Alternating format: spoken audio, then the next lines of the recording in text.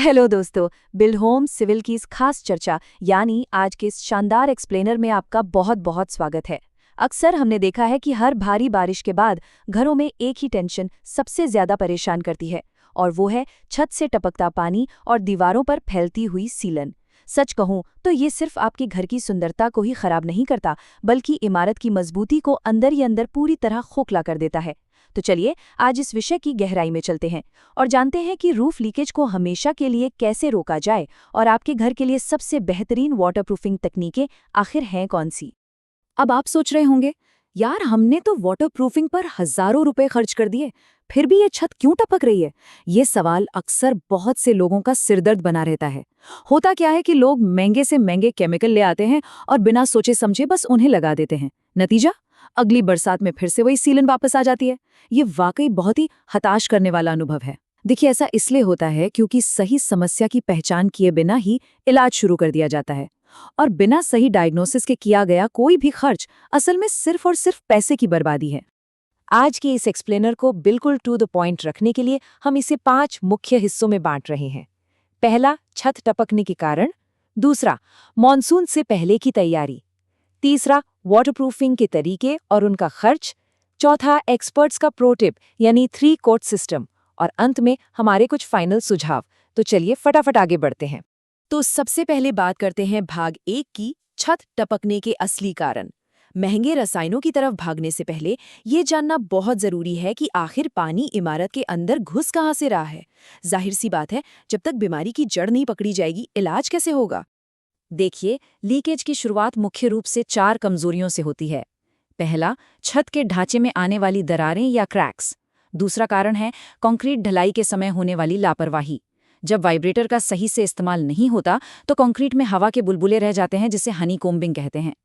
तीसरा बहुत बड़ा कारण है छत का गलत स्लोप या ढलान, जिसकी वजह से पानी एक ही जगह इकट्ठा होने लगता है। और चौथा कारण है वो प्लम्बिंग या सीवरेज पाइप्स के जॉइंट्स जो ठीक से सील नहीं किए गए होते। बस यही वो रास्ते हैं जहां से पानी को अंदर आने का सीधा न्योता मिलता है। अब आते हैं भाग 2 पर, मानसून से पहले की तैयारी। इसे आप अपनी छत का फर्स्ट एड चेकलिस्ट भी कह सकते हैं। कोई भी बड़ा इलाज शुरू करने से पहले जैसे फर्स्ट एड दिया जाता है ना, वैसे ही छत के लिए भी ये कदम उठाना एकदम मस्ट है। तो इस फर्स्ट एड में करना क्या है? सबसे पहला और एकदम प्रैक्टिकल काम है ड्रेनेज पाइप और गटर की सफाई। अरे भाई, अगर पानी निकलने का रास्ता ही बंद है तो दुनिया की कोई भी वाटरप्रूफिंग काम नहीं करेगी। दूसरा स्टेप है खिड़कियों और दरवाजों के आसपास के गैप्स को सील करना। और तीसरा, जो सबसे ज्यादा महत्वपूर्ण है, किसी भी तरह की वाटरप्रूफिंग कोटिंग लगाने से पहले छत की पुरानी दरारों को भरना। ये एकदम बुनियादी और अनिवार्य शर्त है। इसके बिना आगे बढ़ना समझ लीजिए बिल्कुल बेकार है। चलिए अब बढ़ते हैं भाग 3 की तरफ, वाटरप्रूफिंग के तरीके और उनका खर्च। यहाँ हम बजट और क्वालिटी के हिसाब से बाजार में मौजूद सबसे भरोसेमंद तरीकों की तुलना करेंगे। आपके सामने ये जो पूरी लिस्ट है, ये एक तरह से आपका अल्टीमेट गाइड है। इसमें एकदम सस्ते घरेलू जुगाड़ से लेकर कमर्शियल लेवल के महंगे ऑप्शंस तक सब कुछ है। आप देख सकते हैं कि जैसे जैसे प्रति स्क्वायर फीट खर्च बढ़ता है, वैसे वैसे समाधान की लाइफ और उसकी मजबूती भी बढ़ती जाती है। तो आइए इनमें से कुछ खास तरीकों को थोड़ा और करीब से समझते हैं। अब ये सुनिए, थर्माकोल और पेट्रोल का मिश्रण है ना, एकदम हैरान करने वाला देसी जुगाड़। अगर आपकी छत पर बहुत छोटी छोटी दरारें हैं और बजट एकदम टाइट है, तो बस पेट्रोल में थोड़ा थर्माकोल मिलाइए। देखते ही देखते एक बहुत ही गाढ़ा और चिपचिपा पेस्ट तैयार हो जाएगा। इसे सिरिंज या पुट्टी ब्लेड से दरारों में भर दीजिए। ये एक बहुत ही सस्ता और कामचलाऊ तरीका है, जिसे अक्सर छोटे मोटे लीकेज को तुरंत रोकने के लिए इस्तेमाल किया जाता है। अब बात करते हैं कम बजट वाले लेकिन पक्के विकल्पों की। एक तरफ है व्हाइट सीमेंट के साथ SBR लेटेक्स का मिश्रण, जो बालकनी या बाथरूम जैसे छोटे हिस्सों के लिए बहुत शानदार काम करता है। लेटेक्स मिलाने से सीमेंट में एक लचीलापन आ जाता है, जो एक मजबूत वाटरप्रूफ परत बनाता है।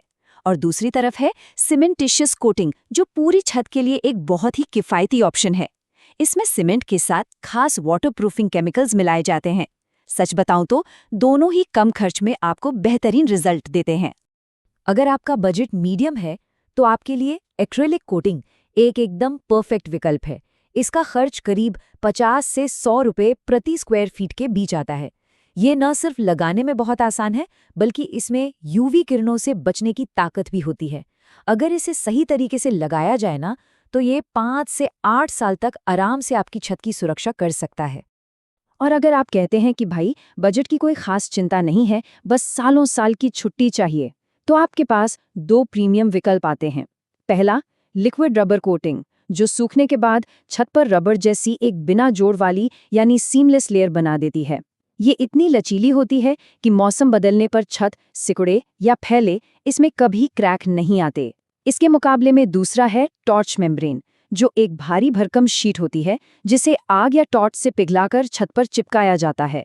ये दोनों ही तरीके आपको 10 से 15 साल तक एकदम बेफिक्र कर देते हैं।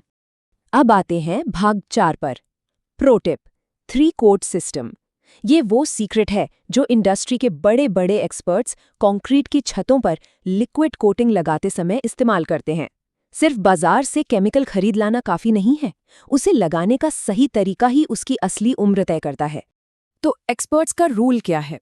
रूल है 3 कोट और 1 रीइंफोर्समेंट फैब्रिक यानी जाली। देखिए, ये कोई साधारण पेंटिंग का काम नहीं है, ये एक पूरा सिस्टम है जिसे खास तौर पर इसलिए डिजाइन किया गया है ताकि कोटिंग छत के जोड़ों और पानी निकलने वाली जगहों पर कभी फटे नहीं। आइए देखते हैं कि ये सिस्टम वास्तव में काम कैसे करता है। इस पूरी प्रक्रिया में होता क्या है? सबसे पहले छत पर एक प्राइमर कोट लगाया जाता है जो सतह को तैयार करता है।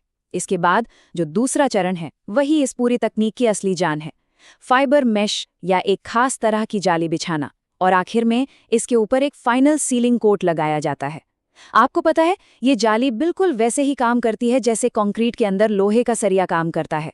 ये कोटिंग को इतनी मजबूती देती है कि उसे फटने से पूरी तरह रोक लेती है।